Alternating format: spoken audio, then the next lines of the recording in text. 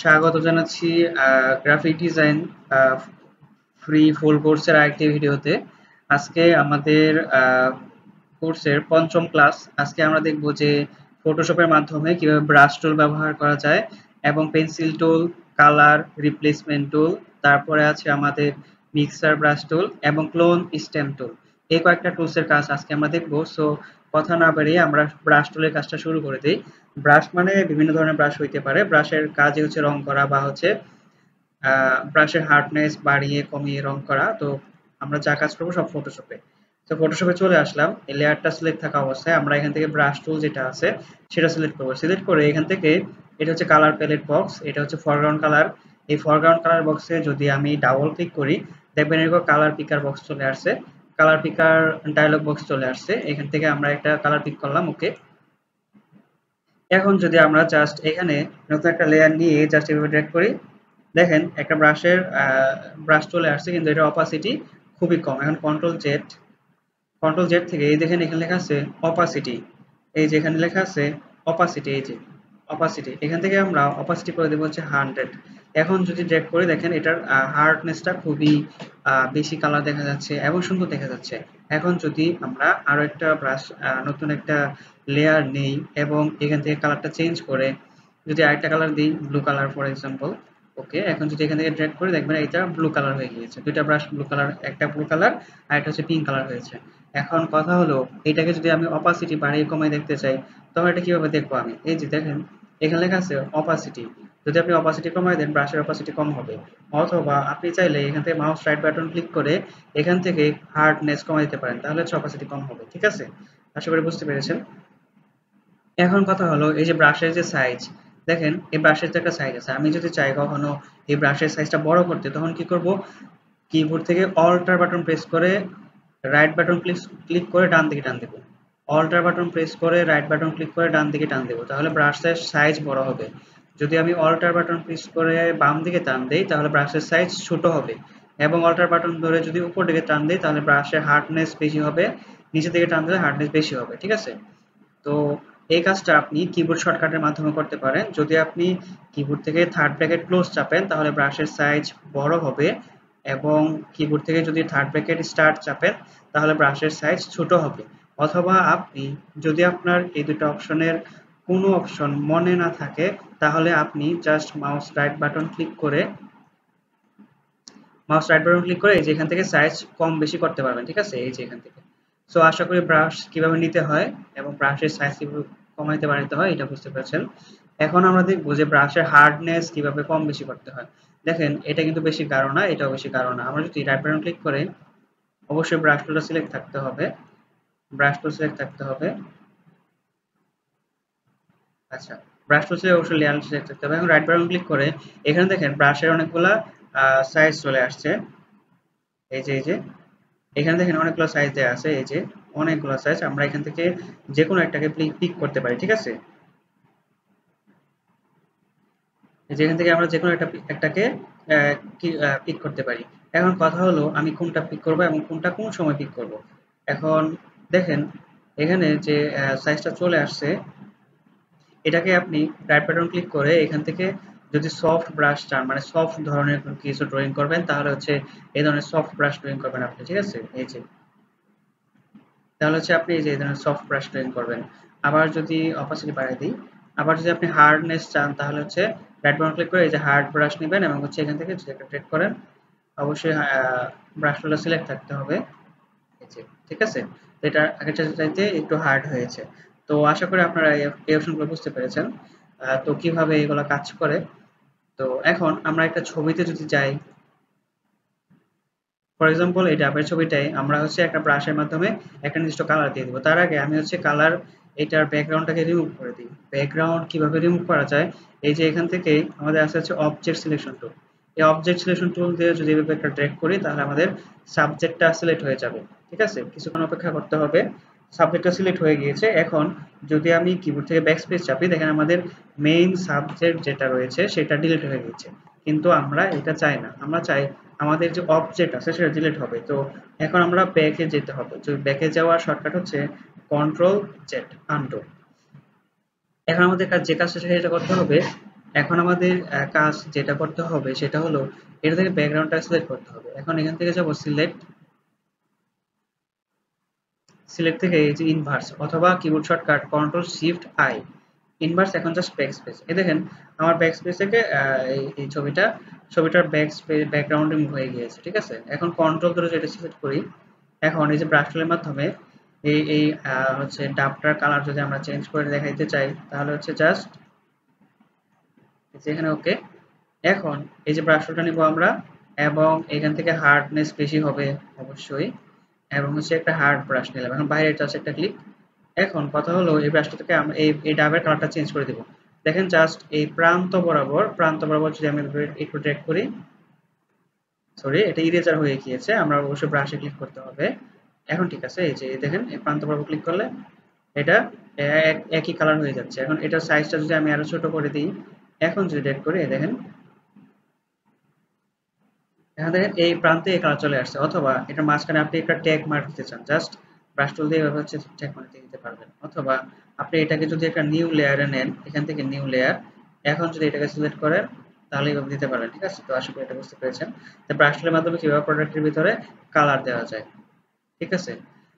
এখন আমরা দেখবো যে এটার ব্যাকগ্রাউন্ড কিভাবে আমরা খুবই সহজে ব্রাশ টুলের মাধ্যমে ক্রিয়েট করতে পারি বা তৈরি করতে পারি। এখন এটার জন্য আমরা অবশ্যই নতুন একটা লেয়ার নিব, এই যে এখান থেকে। এখন এই লেয়ারটাকে উপরে দিব। এখন এখান থেকে এই যে এই ধরেন এই কালারের একটা হচ্ছে আমরা হচ্ছে আজকে গ্রিন কালারের একটা ব্যাকগ্রাউন্ড ক্রিয়েট করব ব্রাশ টুলের মাধ্যমে। তো ব্রাশের সাইজটা অবশ্যই বড় করে নিই, অল্টার ধরে ডান দিকে টান দিলে ব্রাশের সাইজ বড় হবে। এখন এখানে থাকা অবস্থায় আমরা যদি একটা ব্যাকগ্রাউন্ডে জাস্ট এই ব্যাকগ্রাউন্ডটা সিলেক্ট করে একটা ক্লিক করি, দেখেন একই কালারের একটা সফট ব্যাকগ্রাউন্ড তৈরি হয়ে গিয়েছে এবং হচ্ছে আমাদের যে মেইন যে সাবজেক্ট সেটাকে খুবই হাইলাইটেড দেখা যাচ্ছে। এখন এর উপর যদি আরো একটা লেয়ার নিই আমি এখানে, এখন এখান থেকে যদি এই যে রেড কালার টাইপের একটা কালার নেই, এখন হচ্ছে ওকে। এখন যে আবার ব্রাশ টুল নেই, এখন দেবো কি করে, অপাসিটি কমাই দেবো, জাস্ট অপাসিটি কম। এখন জাস্ট একটা ক্লিক, দেখেন এখন সাবজেক্টটাকে আরেকটু সুন্দর দেখাচ্ছে, কিন্তু আমাদের এই কালারটা ভাসতেছে না। সো আমরা এই জন্য নেব এখন হচ্ছে white colour, just okay. Z এখন মাঝখানে একদম মাঝখান বরাবর কিছু হোয়াইট কালার দিয়ে দেবো, এই যে একদম। দেখেন আমাদের এখন কিন্তু সাবজেক্টটা মোটামুটি ভাসতেছে এবং মনে হচ্ছে যে পিছনে একটা গ্লো হচ্ছে, মনে হচ্ছে পিছনে একটা কালার চলে আসছে, ঠিক আছে। এখন এটা এখানে যদি নতুন একটা লেয়ার নিয়ে আমরা হচ্ছে এটার ফিল কালার করে দিই গ্রিন কালার, আই ড্রপার মাধ্যমে কালার নেওয়া যায় জানেন আপনারা সবাই। গ্রিন টাইপের কালার নেব, ওকে। এখন অল্টার ব্যাকস্পেস, এই দেখেন খুবই সহজে মাত্র 2 থেকে 3টা ক্লিকের মাধ্যমে আমরা একটা ছবির ব্যাকগ্রাউন্ডে কত সুন্দর একটা ইফেক্ট দিয়ে ফেলেছি, ঠিক আছে, খুবই মাত্র 2 থেকে 3টা ক্লিকের মাধ্যমে। সো আশা করি আপনারা ব্রাশ টুলের কাজটা কিভাবে করতে হয় এটা বুঝতে পেরেছেন। আহ, তো এখন আমরা যাব আমাদের ভিডিওর পরবর্তী যে কাজটা সেটাতে। তো পেন্সিল টুল, এই পেন্সিল টুলটার মাধ্যমে আপনারা কিভাবে হচ্ছে বিভিন্ন ধরনের আঁকাআঁকি করতে পারবেন এটা আমরা এখন দেখব। দেখেন আমরা ফটোশপে এই কাজটা করার জন্য হচ্ছে আমরা অলরেডি আচ্ছা এগুলো আমি আপাতত ডিলিট করে দিই, এগুলো লাগবে না। তো পেন্সিল টুল, এই দেখেন আপনি যদি এখান থেকে নিচে এই যে এখান থেকে পেন্সিল টুল সিলেক্ট করেন, দেখবেন এই যে আইকনটা এরকম চলে আসছে। এখন এই পেন্সিল টুলটা যদি আপনি এখান থেকে নতুন একটা লেয়ার নেন এবং হচ্ছে পেন্সিল আইকনে ক্লিক করেন, সাইজ, এই দেখেন পেন্সিল সাইজটা এরকম হয়েছে। যদি আমি ছোট করতে চাই এই যে ছোট হয়ে গিয়েছে, আরেকটু বড় করতে চাই আরেকটু বড় হয়ে গিয়েছে, ওকে। এখন এখান থেকে এই যে ফরগ্রাউন্ডে যে কালার থাকবে সেই কালারের অনুযায়ী পেন্সিল একটা দাগ দিয়ে দিবে আমাদেরকে। দেখেন এই যে দেখেন একটা দাগ দিয়ে দিয়েছে। তো আমি এই যে এখানে সুন্দরভাবে লিখে দিলাম এ, তারপর হচ্ছে এই যে বি, আমার ইচ্ছা মতো, ঠিক আছে। আবার নতুন লেয়ার লিখতে চাই আমরা হচ্ছে এটাকে হাইড করে দিই। তো ফটোশপ লিখতে চাই ই এস, এই যে ফটোশপ হয়ে গিয়েছে। এখন যে এটাকে আমরা আবারও হাইড করে দিই, আরো একটা লেয়ার নেই, এখানে যদি আরো কিছু লিখতে চাই, এরপর আমরা চাই যে এর কালারটা চেঞ্জ হবে এবং হচ্ছে অন্য কালারের হবে, এখানে ক্লিক করে জাস্ট কালারটা এবার গ্রিন কালার করে দিই, এই যে এখান থেকে গ্রিন কালার, ওকে। এখন এটার সাইজটা একটু ছোট করে দিই এবং আরো সফট কালার হবে, সফট, ঠিক আছে, এই যে সফট। এখন সাইজ ছোট, এই যে, ঠিক আছে। এখন পিএস লিখিত এই যে পি এইচ এস। দেখেন একটু আগে আমরা যে এঁকেছিলাম এটার হার্ডনেস ছিল খুবই হার্ড, এবং এখানে লাস্ট যে আমরা ড্রয়িং করেছি এটা প্রান্ত খুবই সফট, কারণ আমরা সফট পেন্সিল নিয়েছি, সফট ব্রাশ নিয়েছি এই জন্য। এখন এখান থেকে আপনি চাইলে অপাসিটি বাড়ায় কমায় দেখতে পারেন। দেখেন অপাসিটি কমায় দিলাম এবং হচ্ছে একটা টান দিলাম, দেখেন হার্ডনেস খুবই কম। এখানে যদি অপাসিটি আমরা বাড়ায় দিই তাহলে হচ্ছে হার্ডনেস খুবই একটু বাড়বে। যদি 100% দিয়ে দিই, মানে 90 আশপাশে, তো আরেকটু বেশি হবে। তো আপনারা আশা করি বুঝতে পেরেছেন যে এটার মাধ্যমে কিভাবে কাজ করতে পারবেন।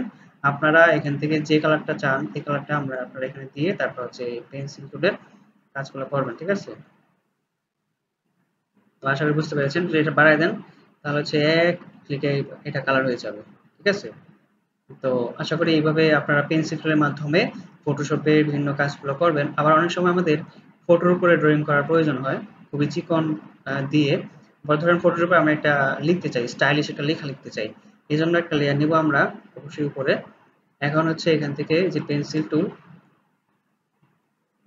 টুল এখন আচ্ছা এই কালারটাই থাকুক, ওকে। এখন এটা সাইজটা ছোট করে দেবো, একদম ছোট। ধরেন এটা লিখবো হচ্ছে প্রাইস $50, এই যে এখান থেকে ডলার চিহ্ন দিব প্রথম, এবং এখানে লিখে দিব হচ্ছে $50। এই যে এখন এটাকে চাইলে আপনি যে কোনো জায়গায় সেট করে কন্ট্রোল টি এর মাধ্যমে সেট করতে পারেন, বা এখানে সিলেকশন করে এটাকে এখানেই হচ্ছে ব্লেন্ড করে মিলিয়ে দিতে পারেন। এই দেখেন, এই যে ঠিক আছে, এই যে দেখেন খুবই সহজে আমরা হচ্ছে এই $50 এই ডাবের সাথে মিলিয়ে দিলাম, ঠিক আছে, এই পেন্সিল টুলের মাধ্যমে, এবং হচ্ছে এখান থেকে লেয়ার মোড চেঞ্জ করার মাধ্যমে। সো আশা করি আপনারা এই কাজটা বুঝতে পেরেছেন কিভাবে হচ্ছে আমরা পেন্সিল টুলটার মাধ্যমে আমাদের কাজকে আরো সহজ করে তুলতে পারি। তো এখন আমরা চলে যাব আমাদের নেক্সট যে টুলসটা রয়েছে আজকে আমরা যেটা নিয়ে আলোচনা করতেছি সেটাতে। এখন এখান থেকে লেখা আছে কালার রিপ্লেসমেন্ট টুল। এটা একটা মজার টুল বলতে পারেন। ধরেন কিরকম মজার টুল, আপনি একটা ধরেন একটা কাঁচা পেঁপে, এটাকে আপনি পাকা বানায় ফেলতে পারবেন জাস্ট একটা ক্লিকের মাধ্যমে। ধরেন আপনার রুমে ইন্টেরিয়র ডিজাইন আছে একটা, জাস্ট একটা ক্লিকের মাধ্যমে ইন্টেরিয়র ডিজাইনটা চেঞ্জ করতে পারবেন। ধরেন আপনার ড্রেসের কালার একটা, একটা ক্লিকের মাধ্যমে ড্রেসের কালারটা সম্পূর্ণ হচ্ছে চেঞ্জ করে ফেলতে পারবেন। কিভাবে সেই কাজটা আমরা দেখি চলেন। তো এজন্য আমি হচ্ছে একটা ছবি ওপেন করে নিই, ফাইল ওপেন। তো এই যে আজকে এই বানানোটা আমরা এটা ওপেন হচ্ছে না, ফাইল ওপেন। তো ব্যানানার ছবিটা হচ্ছে ওপেন হচ্ছে না, এই ব্যানানার ছবিটা ওপেন করার চেষ্টা করি আমরা। আচ্ছা হয়েছে। এখন দেখেন এই ব্যানানাটা আছে হচ্ছে পাকা ব্যানানা, এখন আমরা যদি এটাকে চাই খুবই সহজে এটাকে কাঁচা ব্যানানা করে দিতে পারবো। হা হা হা, খুবই মজার না? তাহলে এটা কিরকম হয় দেখেন তো। এই লেয়ারটা সিলেক্ট করে আমরা এখান থেকে এই যে এখান থেকে কালার রিপ্লেসমেন্ট টুল, কালার রিপ্লেসমেন্ট বলতে কালার হচ্ছে প্রতিস্থাপিত হয়। কালার রিপ্লেসমেন্ট টুল সিলেক্ট করে এখান থেকে কালার প্যালেট বক্সে ফরগ্রাউন্ডে যদি আমি ডাবল ক্লিক করি এখানে কালার প্যালেট চলে আসবে, কালার পিকার চলে আসবে। এখান থেকে এই যে গ্রিন কালার দিয়ে দিলাম, ওকে। তো মজার বিষয় হলো আজকে আমরা এই কলাগুলোকে সবুজ বানিয়ে দেখাবো, মানে কাঁচা বানিয়ে দেখাবো। জাস্ট ব্রাশের সাইজটা হচ্ছে কালার রিপ্লেসমেন্ট টুল ব্রাশের সাইজ বড় করে দিই, জাস্ট একটা ক্লিক, একটা ক্লিক, একটা আমরা অনেকগুলো ক্লিক করি। এখন এটা আরো সুন্দরভাবে হওয়ার জন্য আমরা একটা কাজ করতে পারি। এখান থেকে দেওয়া আছে টলারেন্স 30%, এটাকে আমরা দিয়ে দিলাম 100%। এবং হচ্ছে এখানে যে ব্রাশটা দেওয়া আছে, তো এটাকে আমরা হচ্ছে সাইজ হার্ডনেস 100, ওকে। তো এখানে এবার আমরা আরো কয়েকটা ক্লিক করতে থাকি। এই দেখেন অলরেডি কয়েকটা ক্লিকের মাধ্যমে অর্ধ পাকা কলা হয়ে গিয়েছে, ঠিক আছে। এখন এখানে যদি আমরা কালারটাকে আরো গ্রিন করে দিই এবং হচ্ছে টলারেন্স ওকে 273, জাস্ট এখানে আরো কয়েকটা ক্লিক করে আমরা, সরি, দেখেন এটা অর্ধেকটা পাকা কলা হয়ে গিয়েছে। তো আগে ছিল এটা সরি এটা কাঁচা কলা হয়ে গিয়েছে। তো এখন এই কাজটা আরেকটা ছবির মাধ্যমে দেখি, এটা সুন্দর হচ্ছে না যেহেতু। ফাইল ওপেন আরেকটা ছবি দিয়ে দেখাই আপনাদের যাতে আপনারা সহজে বুঝতে পারেন এই কাজটা। ধরেন এই যে ম্যাঙ্গোটা ধরেন আছে, ধরেন কি ধরনের পাকা অবস্থায় আছে। এখন এটাকে আমি কাঁচা অবস্থায় বানিয়ে ফেলবো কিভাবে, দেখেন খুবই সহজ এটা বানানো সম্ভব। কিভাবে দেখেন, এখানে ক্লিক করবেন, তারপর হচ্ছে এই যে অবজেক্ট সিলেকশন টুলটা আছে একটু আগে দেখিয়েছি আপনাদেরকে, এভাবে সিলেকশন করবেন। সিলেকশন করার মাধ্যমে আমাদের সাবজেক্টটা সিলেকশন হয়ে যাবে। এখন ইনভার্স করতে হবে। ইনভার্স করার কিবোর্ড শর্টকাট হচ্ছে কন্ট্রোল শিফট আই। এখন জাস্ট ব্যাকস্পেস, এই যে কন্ট্রোল ডি। এখন জাস্ট কন্ট্রোল ধরে এটা সিলেকশন করব। এখন এখান থেকে একটা গ্রিন টাইপের কালার দিয়ে দেবো, গ্রিন টাইপের, যেহেতু কাঁচা বানাইতে চাই। এই আমটাকে আজকে কাঁচা বানায় দেখাবো আমরা। তো এখন হচ্ছে এখান থেকে এই যে কালার রিপ্লেসমেন্ট টুলটা নিব আমরা, এই যে কালার রিপ্লেসমেন্ট টুলটা। এখন এখান থেকে হার্ডনেস বেশি এরকম একটা ব্রাশ নেওয়ার চেষ্টা করব। আচ্ছা, ওকে। এখন একটা ক্লিক করে দেখা যাক প্রথম কি অবস্থা হয়। ঠিক আছে, একটা ক্লিক করে দেখা যাক। এই দেখেন, একটা ক্লিক করে অর্ধেক পাকা কাঁচা হয়ে গিয়েছে। আরেকটা ক্লিক করে আরেকটু কাঁচা, একটা একটা একটা একটা অনেকগুলো ক্লিক করার পর দেখবেন এই আমটা পুরোপুরি ভাবে কাঁচার মতো লাগতেছে। ঠিক আছে, এই যে অর্ধ অর্ধ কাঁচা হয়ে গিয়েছে না? এটা ছিল কিন্তু পাকা আম, এটা কাঁচা হয়ে গেছে। তো এটা ছিল এই এই টুলসটার ম্যাজিক। আপনি চাইলে একটা ইন্টেরিয়রের কালার চেঞ্জ করতে পারেন। ধরেন একটা ওয়ালে একটা কালার আছে, এটার কালার চেঞ্জ করতে পারবেন। ঠিক আছে, তো এটা ছিল এই এই আমাদের কালার রিপ্লেসমেন্ট টুলের যে কাজ সেটা। এখন আমরা দেখবো যে মিক্সার ব্রাশ টুলের কাজ কি। মিক্সার মানে হচ্ছে মিশানো, বিভিন্ন কালার মিশানো বা হচ্ছে বিভিন্ন ইফেক্ট এগুলা। তো মিক্সার ব্রাশ টুলের কাজটা এখন আমরা দেখবো। মিক্সার মানে মিশানো, আমরা সবাই বুঝতে পারতেছি। এখন আমরা এটা বোঝানোর জন্য আমরা হচ্ছে এই ছবিতে চলে যাব। এখন এটার হচ্ছে যে লেয়ার লকটা সেটা তুলে দিব। এখান থেকে এই যে মিক্সার ব্রাশ টুল, আমরা এই টুলে ক্লিক করে দিব। ঠিক আছে, মিক্সার ব্রাশ টুল ক্লিক করে দেওয়ার পর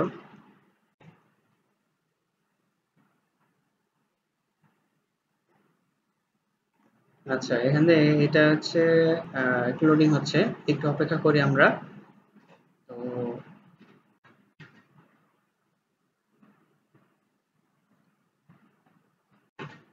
এই মিক্সার বাষ্পের কাজ কি? মিক্সার বাষ্পের কাজই হচ্ছে এখানে, যেটা এটা অনেকটা লোডিং হচ্ছে, আমরা এটা কেটে দিই।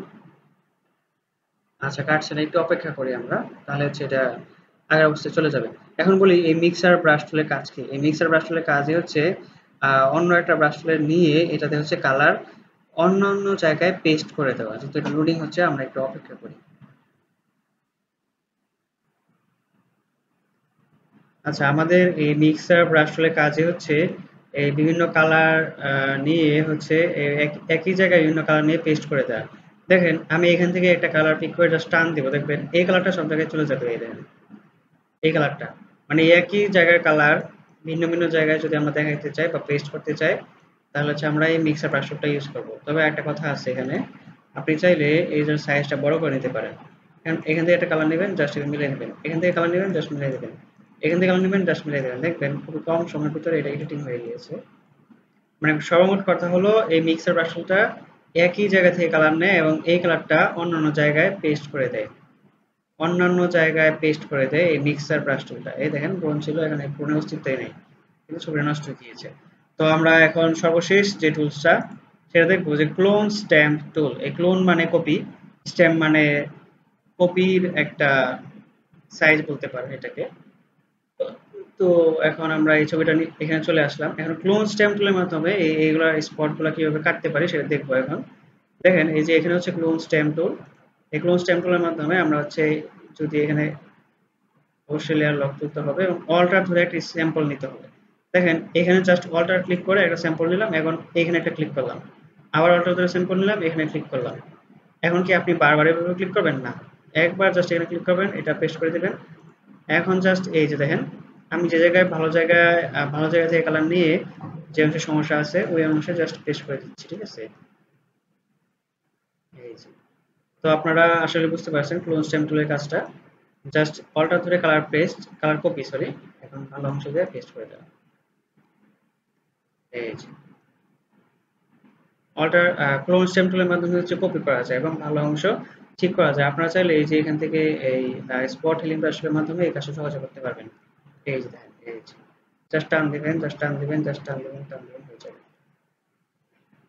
এই যে, ঠিক আছে, এই যে এই যে। তো আশা করি আপনারা এই সবগুলা টুলস এর কাজ খুব ভালোভাবে বুঝতে পেরেছেন। তো লম্বা সময় ধরে ভিডিওটি দেখার জন্য ধন্যবাদ। আপনি যদি নতুন হন তাহলে এই ভিডিও দেখতেছেন, আমি বলবো আপনাকে আগের ভিডিওগুলো আগে দেখে আসেন, তারপর হচ্ছে এগুলো দেখেন। ঠিক আছে, তাতে আপনার হচ্ছে কাজ বুঝতে সহজ হবে এবং কাজ করতেও খুবই ভালো লাগবে। তো ধন্যবাদ সবাইকে। আবারও আসসালামু আলাইকুম।